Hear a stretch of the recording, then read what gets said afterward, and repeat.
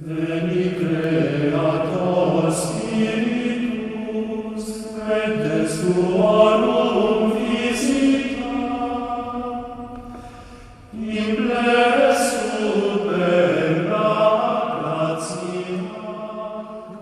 I'm Peter Adamson, and you're listening to the History of Philosophy podcast, brought to you with the support of the Philosophy Department at King's College London and the LMU in Munich.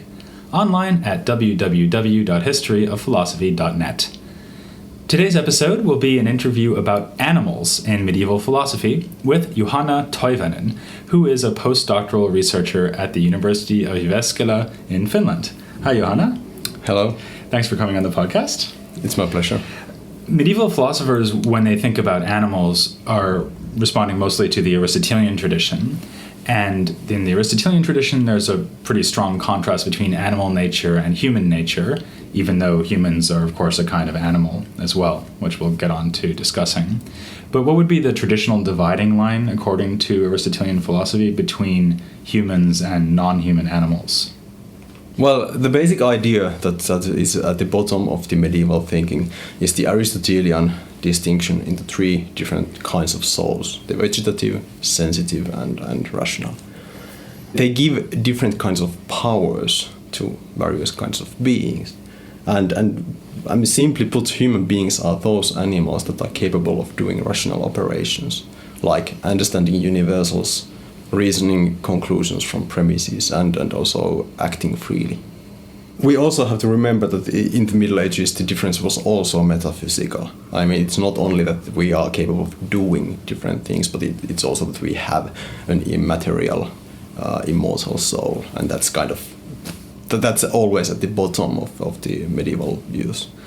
So medieval philosophers would all agree that when an animal dies, it just dies and ceases to exist. Yes. Whereas when a human dies, he or she lives on. Yes.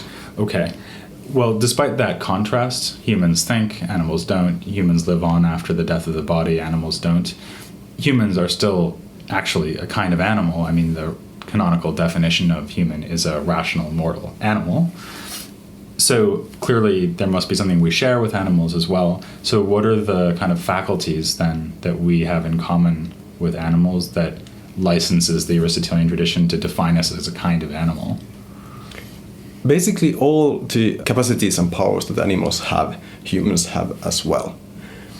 So the rational soul in the Aristotelian system that was accepted by medievals, all the powers of the lower types of souls belong to the higher kinds. So the rational gives all the abilities that animals have plus the intellectual abilities.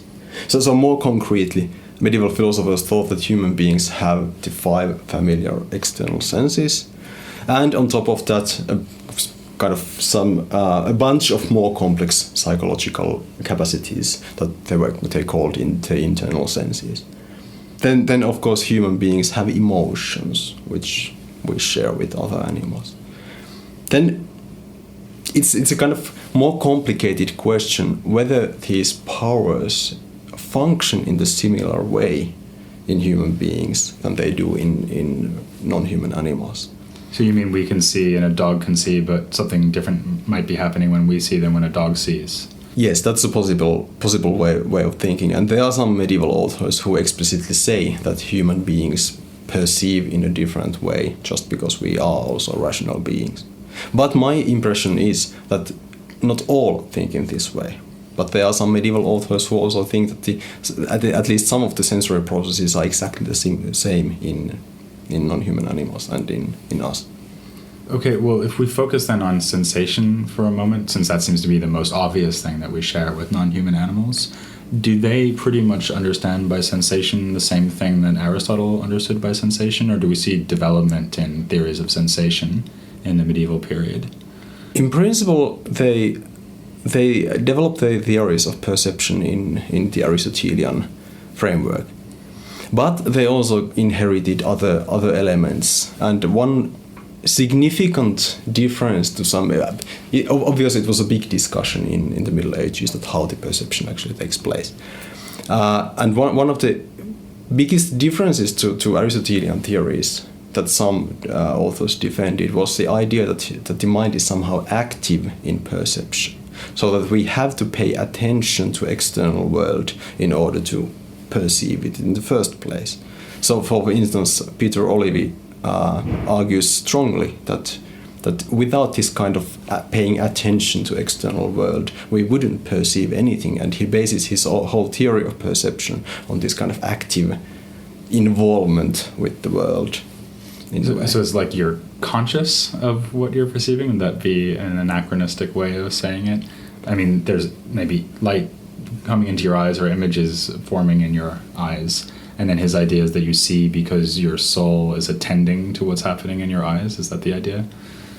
I think it's even more radical that you actually something is coming to your eyes, but that is not perception. Perception is when you direct your attention to an object, and this he kind of seems to separate these two processes from each other.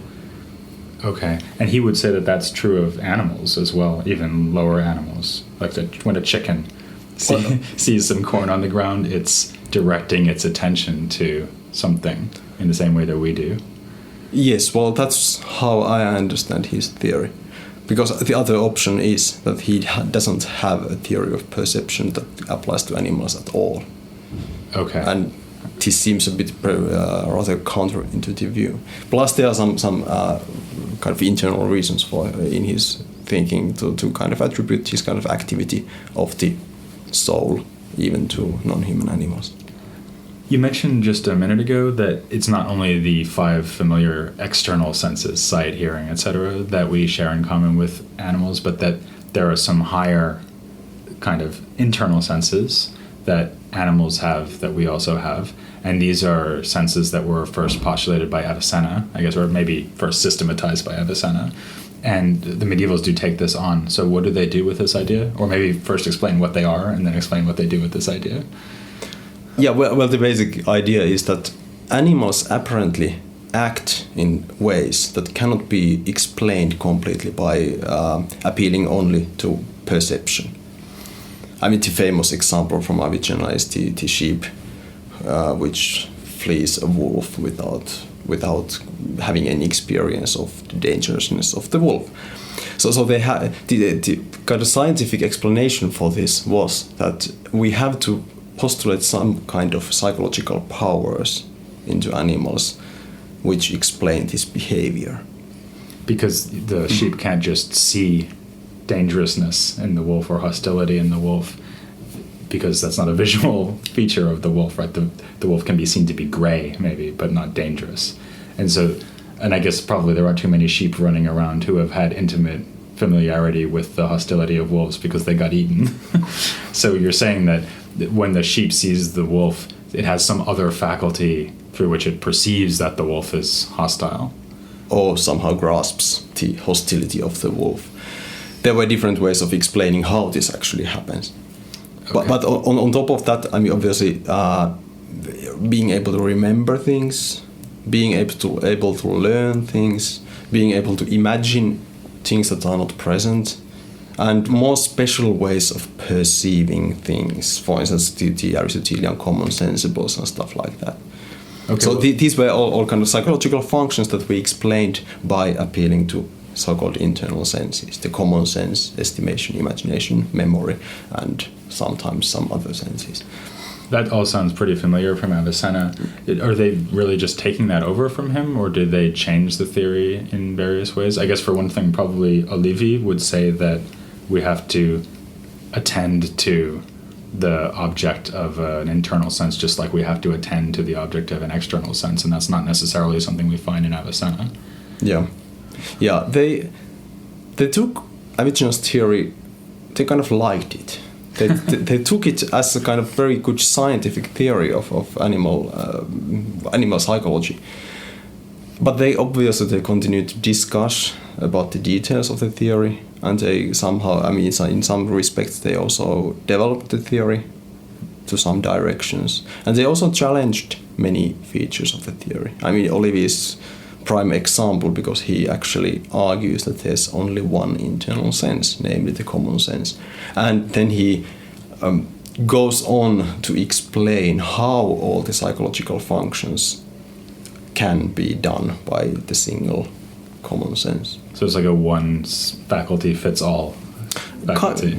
Kind of, yes. And I think one of his motivations is actually related to this paying attention idea, that if there's one central power in the soul which pays attention, it's kind of easier to explain that power is a kind of centralizing power in the soul, and it pays attention either to external world or to the memory or something else. This is a remarkably exciting idea, I think, because it sounds a lot like a sort of Cartesian center of consciousness or something like that. And I think it's remarkable that that would have emerged as a proposal that would cover both humans and non-human animals, even if he's presumably mostly interested in the human case. Or am I getting too excited about this? No, I think you are getting as excited as you should. Okay. Well, I mean, from all that, it seems to follow that we, in fact, have a lot in common with animals, at least according to certain authors. It's not just that they have the 5 external senses, but they have these very high-level cognitive powers, and the only thing they really lack is universal understanding. And actually, most humans lack universal understanding too. And it seems to me that that should give the medievals a reason to treat animals benevolently. In fact, maybe even treat animals as well as you would treat any human who doesn't engage in scientific understanding. Or like if I have a non-philosopher neighbor, then in a way the neighbor is in the same situation as a cow, right? Because the cow and the neighbor are engaging in all the same psychological activities. So do they actually draw that kind of ethical inference? I think this is a very interesting question, although it must be admitted that it wasn't central for medievals. And again, a systematic study on this topic would be really welcome to the scholarship. But in general, I think medieval philosophers shared the rather widespread idea from antiquity that animals exist for the sake of human beings. And they found this obviously from the Bible, but also from Aristotle's Politics, where Aristotle argues that plants exist for the sake of animals and animals exist for the sake of human beings. The basic point was for them that human beings are above the rest of the creation. So it is actually okay to use animals in order to sustain one's life and so on. But occasionally they argue that there are some kind of limits to this use of animals. Namely, that you may use animals in order to sustain your life, but you may not use them more than is sufficient for sustaining your life. So otherwise you would be abusing animals. So this idea appears in medieval texts. So you could maybe use them to do farm labor, but you couldn't beat them to death or something like that. Might be that this is the idea behind things. Philosophers are not so kind of interested in the details of this idea, but okay. So if I understand what you're saying, then the point here is that whatever turns out to be ethically appropriate in our relationship to animals, it won't be a matter of what we share in common with them, which I think a lot of people would nowadays say is really decisive. Rather, it would be a matter of what their purpose here on Earth is. And the idea would be that God or nature put them on Earth to serve us, and so we should use them that way. But we shouldn't use them differently, because that would violate the purpose for which they were intended. Yeah, probably something like that. Okay, I think, though, there's still maybe a problem lurking here, because if humans are really only differentiated from animals in terms of their rationality, then aren't we going to have trouble saying something reasonable about humans who can't use rationality? I mean, what about people who have sustained head injuries, for example, and can't engage in intellectual understanding, even potentially, anymore? Or what about just people who never get around to it, right? They're busy, or they don't get to go to school, or whatever. I mean, it seems, A, like a remarkably elitist view of human nature, but B, in some ways, sort of even worse, it seems like they're going to have to define a lot of humans as actually not being human, but as being essentially like animals. There are medieval philosophers who seem to suggest that the actual ability to use reason is actually a decisive factor in making us human beings. And the idea seems to be that those who are incapable of using reason, they are not human beings in the proper sense of the word. However, they also believe that even those people who are incapable of using their reason have the kind of metaphysical building block, the rational soul. It doesn't disappear when you hit your head to a wall too hard. So in the kind of metaphysical sense, all human beings are human beings. And they are also different from other animals, even when they can't use their reason. And there was a practical side to this discussion, because medieval philosophers were interested in kind of practical questions of whether we should baptize, let's say, people who are born with a bad severe handicap or something like that. And they always answered that yes, we should, because they still have a rational soul and they are human beings. They are persons in that sense. I see. So your membership in the species of humanity isn't really decided by what you in fact can do, but rather just by being a member of the species is already enough to prove that you have an immortal intellectual soul, even if no one ever sees you using it, and in fact even if you never use it. In principle, yes. Okay. I wonder though, I mean, in Aristotle there is some discussion of borderline cases, not between animals and humans, but between plants and animals. He talks about like sea anemones or something that are like, it's not clear whether they're animals or not because they don't move around, and it's not obvious whether they have any sensation or not. I mean, what you're talking about sounds like there might be borderline cases from a medieval point of view, maybe not from our point of view, hopefully not, but borderline cases between animals and humans. And are they really worried about that, or is it only me who's worried about that? They discussed about kind of fanciful creatures that they found from some stories from antiquity about various humanoid species that live somewhere far away. And a particular species that they discussed was Pygmies.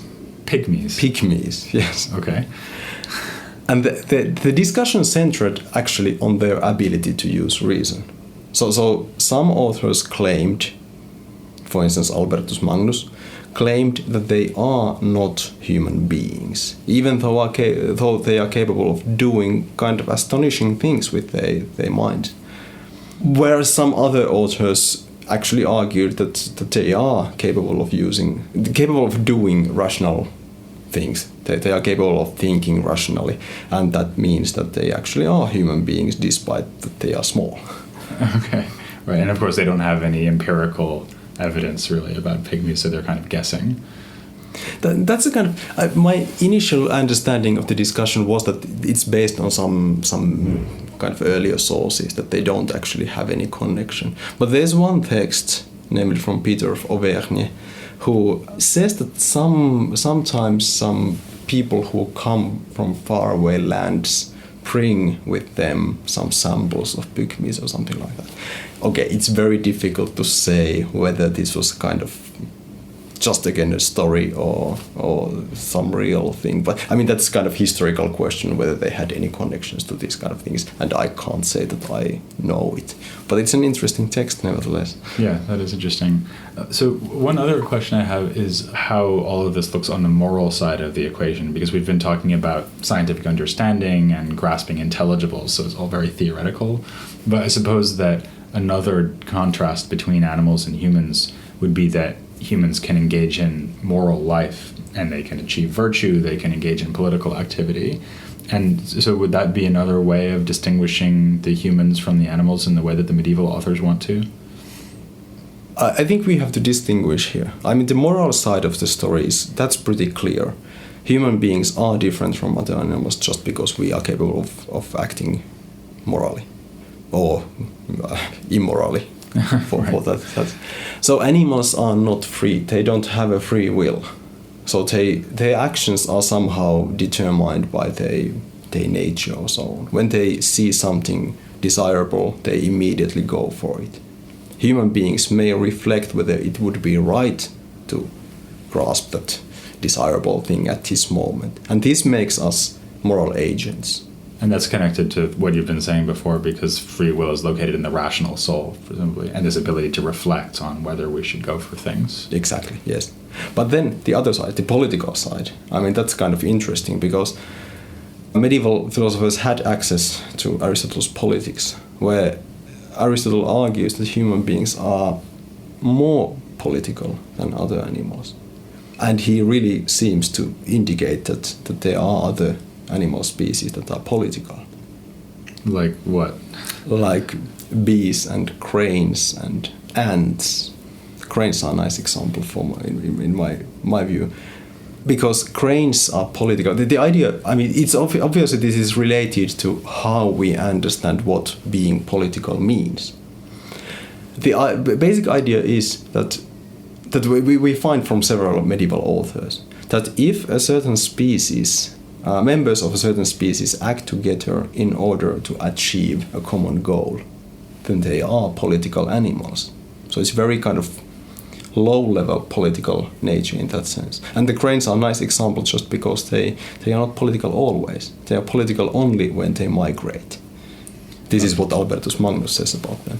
Because they cooperate to fly in formation, or is that the idea? Exactly, yes. They even have a leader. And there are some medieval authors who say that cranes are political in the sense that kind of in a republican sense, because they change the leader every now and then. So I guess Canadian geese are also political. Probably, yeah. Yeah, okay.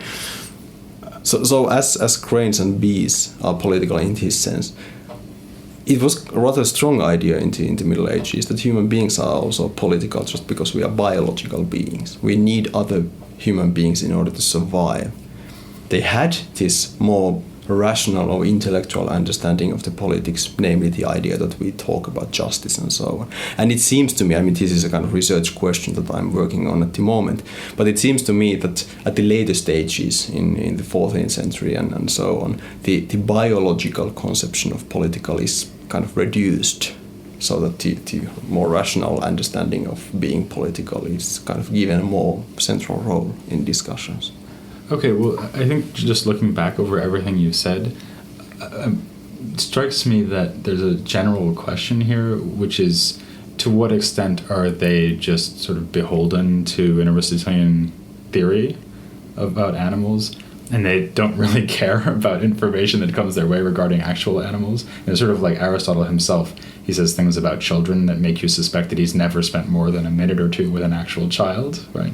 And I wonder whether we should accuse the medievals of ignoring information or evidence that's staring them in the face about animals, or whether you would be willing to credit them with a more nuanced and maybe, in quotation marks, scientific approach to animals.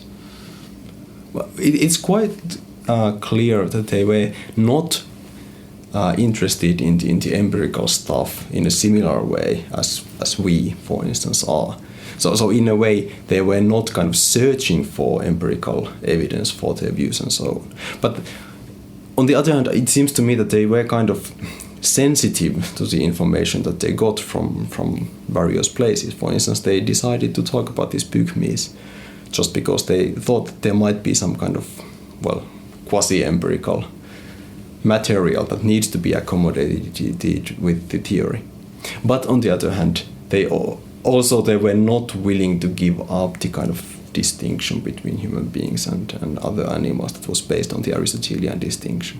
They might have discussed about the borderline cases and kind of see how far this theory can be stretched in several ways, but to my knowledge they never rejected the theory on the basis of empirical evidence. Okay, so they are nuanced but only within the theory, basically. Yes. Okay.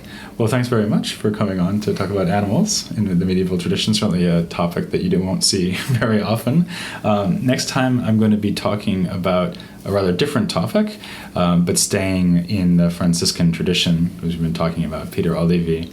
And what I'm going to be discussing is poverty. For now, I'll thank Juhana Toivanen very much for coming on the podcast. Thank you. And join me next time when we will be looking at poverty here on The History of Philosophy Without Any Gaps.